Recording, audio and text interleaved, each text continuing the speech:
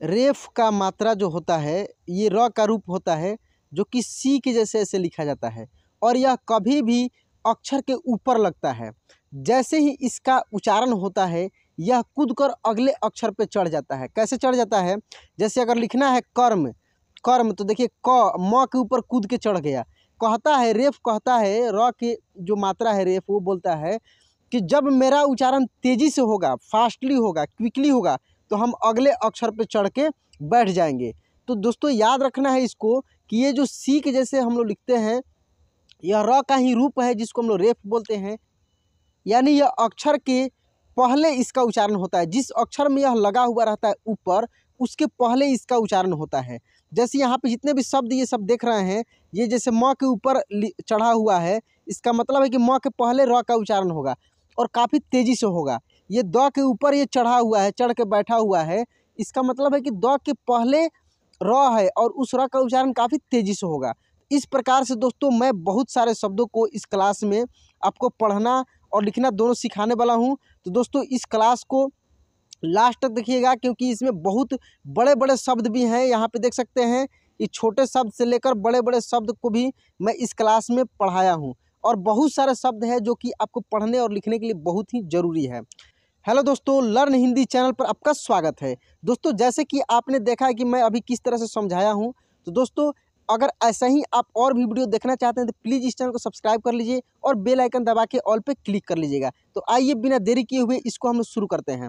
देखिए दोस्तों, हम लोग पहले शब्दों को पढ़ेंगे, और बीच बीच में इसको समझते चलेंगे कि कैसे है। दोस्तों मेन मकसद हम लोग का है कि सीखना। तो इस क्लास में हम लोग इतना ध्यान से इसको पढ़ेंगे कि इसको हम लोग को सीख कर ही इस क्लास को छोड़ना है।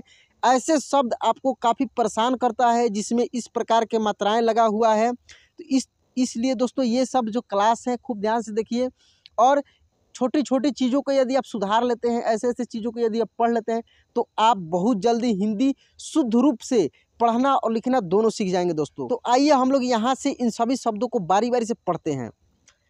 कर्मठ, गर्दन, अर्पित, सर्विस, हर्षित, सर्वदा, नर्वस, सर्जन, बर्तन, भर्जन, निर्देश,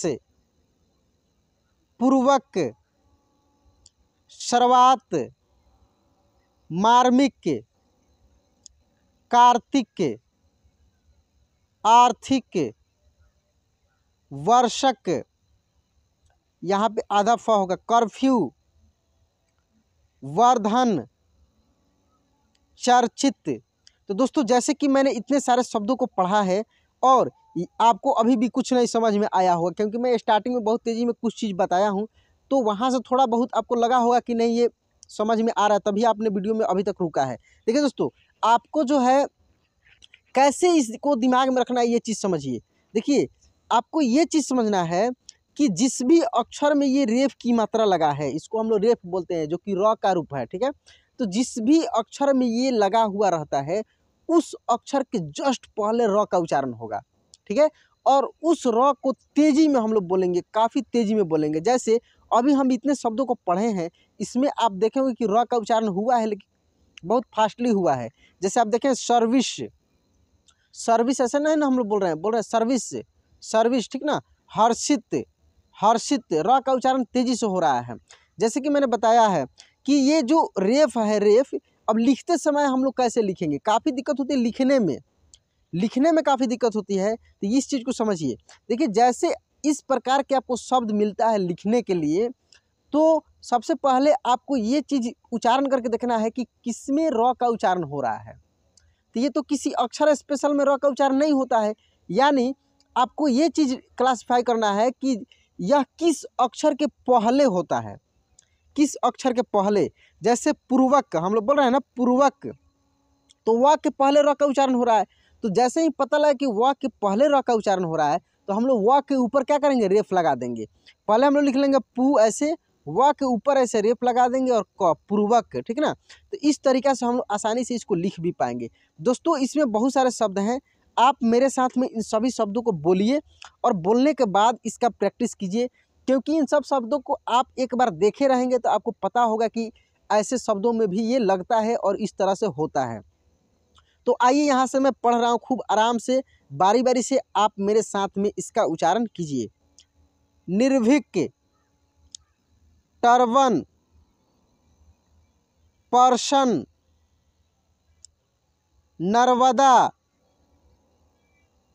थर्मस, थर्मल, स्वार्थी, उत्तीर्ण, चवार्क, देखिए चवार्क, वा के बाद र का उच्चारण हो रहा है क्योंकि क के ऊपर लगा है, तो चवार्क, कर्मणा, सर्किट, इंटर्न, इंटर्न देख रहे हैं ना, इंटर्न, पर्वत, पर्याय, वर्षाय, जर्मनी, वर्णन, दुर्लभ, सॉरी गलत, दुर्बल, वर्मनी, दुर्लभ, सर्टेन, शर्फुन, वर्तनी, मर्दानी, उर्वर, अर्चना, खरवाड़, सर्वार्थ, सिद्धार्थ, बर्बाद, मार्केट, वर्दात, कुर्बानी, निष्कर्ष, मुर्गन। दोस्तों मैं बहुत सारे शब्दों का इसमें आपको प्रैक्टिस कराऊंगा। देखिए दोस्तों, ज़्यादा से ज़्यादा शब्दों पे प्रैक्टिस कीजिएगा तभी जाकर हो पाएगा, क्योंकि थोड़े बहुत शब्द पे खाली समझ लेने से नहीं होगा, क्योंकि आपको पढ़ना सीखना है। दिल से पढ़ना सीखना चाहते हैं दोस्तों, मेहनत कीजिए। इसी को मेहनत बोलते हैं कि थोड़ा सा समय देना। मेहनत का मतलब है समय देना, और समय देकर जो चीज़ प्राप्त होता है ना, वो हमेशा हमेशा के लिए रहता है दोस्तों।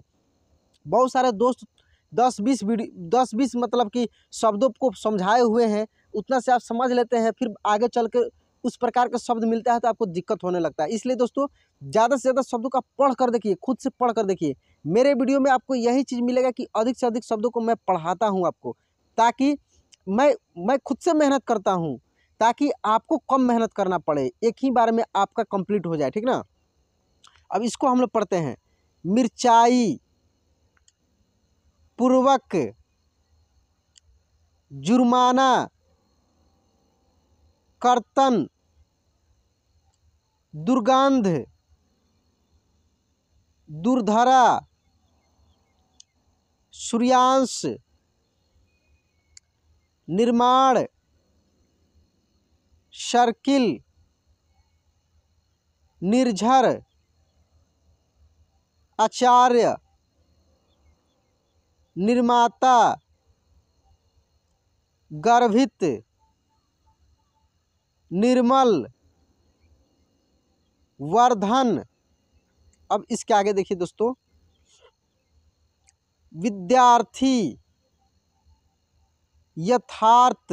अब देखिए यहाँ पे जो विद्यार्थी लिखा है, विद्यार्थी, इसको थोड़ा सा हम लोग समझते हैं।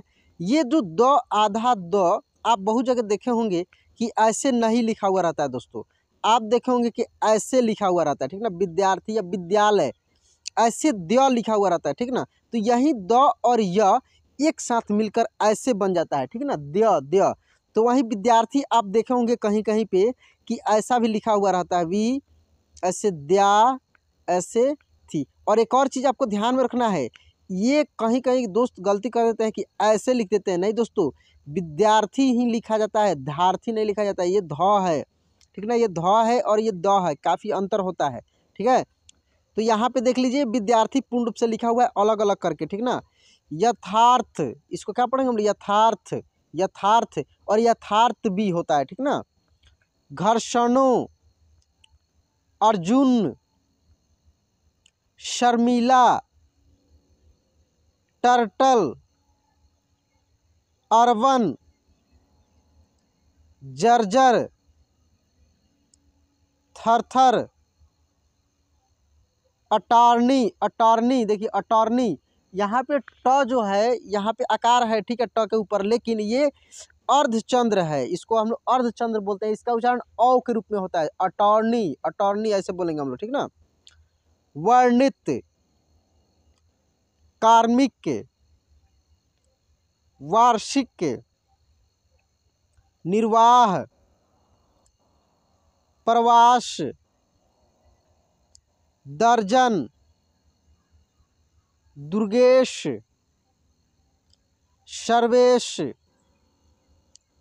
कर्नर, कर्तव्य, कर्नल, सर्वेक्ष,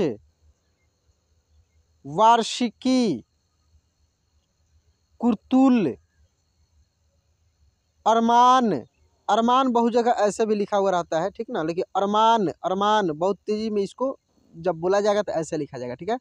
तो दोस्तों आज का क्लास कैसा लगा प्लीज़ कमेंट बॉक्स में लिख कर बताइए, और ऐसे ही और भी वीडियो देखना चाहते हैं, आप चाहते हैं कि और भी जो भी दिक्कत वाली है उसको मैं देखूं, तो कमेंट कीजिए और चैनल को सब्सक्राइब करके रखिए, ठीक ना। बेल आइकन जरूर बजा दीजिएगा दोस्तों, ताकि जैसे ही मेरा वीडियो अपलोड हो तुरंत आपके पास पहुँच जाए। चलिए दोस्तों आज की क्लास यहीं पे एंड करते हैं, मिलते हैं अगले क्लास में। जय हिंद।